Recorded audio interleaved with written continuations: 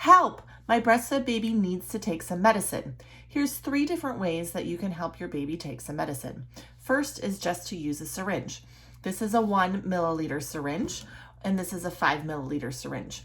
You can put the medicine in the syringe and get baby to suck and do little tiny drips into baby's cheek. You can also put your finger in baby's mouth and get them to suck on your finger and put a little in, or latch your baby to the breast. Put the syringe just inside baby's mouth and do little tiny squeezes as they suck and swallow to help them take that medicine while they're latched at the breast. If you need to do a little bit bigger volume, you can also use something like this. This is a safety first medicine nipple, which is basically like giving your baby a pacifier that will have that amount of medicine in this much smaller, tinier size cup. You won't feel like you're trying to tip your full bottle up too much. If your baby will take a bottle, you can also unscrew your nipple from your baby's preferred bottle system.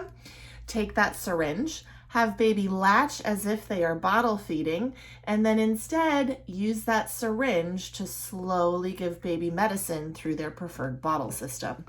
So there's 3 different ways that you can help your baby be able to take medicine while they're breastfeeding. Now you know.